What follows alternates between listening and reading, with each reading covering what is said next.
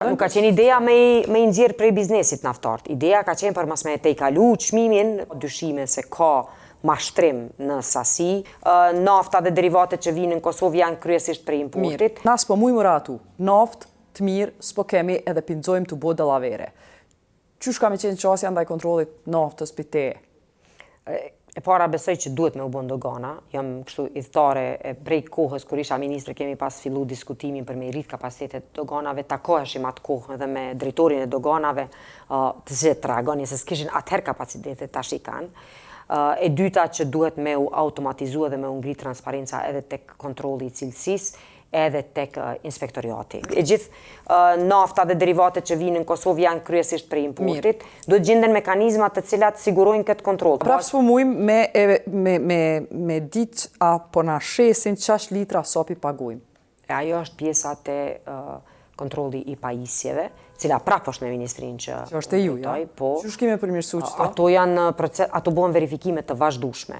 Në momentin kur Po s'janë mjaftueshme, po kallëzohet që s'janë mjaftueshme. Po duhet me u që përmenda platformën e cila do e ngrit raportimin e drejtë për drejtë që në rastin kur ka dyshime se ka mashtrim në sasi, që bëhet raportimi dhe bëhet vlerësimi me njëherë. Çmimi i naftës është çështje tjetër që po duhet të pyet, a do të vazhdoni me konceptin e tregut kontrolluar apo në një sistem të ri? Në fakt, tregu i kontrolluar me çmimin me marzhën tavan ka funksionu për naftën për arsye se ose për derivatet ka ekzistu gjithmonë ai parimi që kur është ngrit në berzë është ngrit edhe këtu dhe pastaj kur ka rënë në berzë nuk ka rënë në Kosovë. Prandaj ky mekanizëm i kontrollit. Ajo çapo na del është që naftarët kanë fitu. Po nuk ka qenë ideja me i nxjerr prej biznesit naftart. Ideja ka qenë për mas me te i kalu çmimin. Jo, ideja ka qenë jo dhe me arrit fitimin. Ju ja keni rrit fitimin me çështë mënyrë të llogaritjes së çmimit. Jo, nuk ka qenë kjo ide për me, kjo ka qenë ide e kundërt për me arrit veç fitimin naftarëve, por me rrit konsumatorët. Ne po mundohemi që tash gati se në koncept të njëjtë, po me disa mekanizma të tjerë me kthy tek çmimi apo marzha dhe çmimi tavan për produktet bazike. Aeroportin e Prishtinës aty nuk ka vetëm shitja e kerozinës nuk rregullohet për shtetit, është leju me shit me çmim sa ta dën kompania. Ka monopol. Pse kanë kësi privilegji? Pse kanë kësi privilegji për shkak të specifikës së industrisë aviacionit.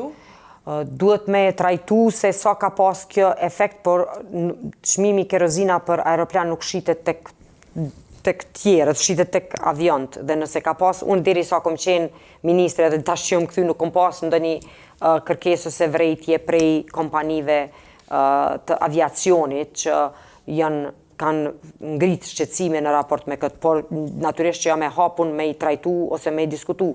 Shto këtu faktin që një problem i natyres së njëjtë ka qenë në kohën në mandatit tim të parë kur është ndru operatori dhe ka pas reagime atëherë prej nëse nuk gaboj prej BP Oil, ka ardhur tek kompania që aktualisht është ende, po ka pasur një farforme, ka ekzistuar disa pozicione. Financë si ju, i ka qëllu donatori dhe vendosjes, në shtate s'lojnë me preket këtë çështje.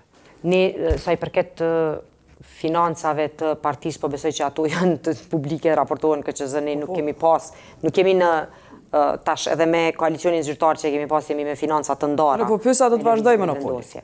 Veç ata me shit. Është tem për mu shiqu, nuk është tem për me u vullos, se me thonë është e drejt ekskluzive një kompanisë. Më parim, se cilin vendimarje dhe politik jemi kundër monopolit. Më parim, po thëmë, për të gjitha.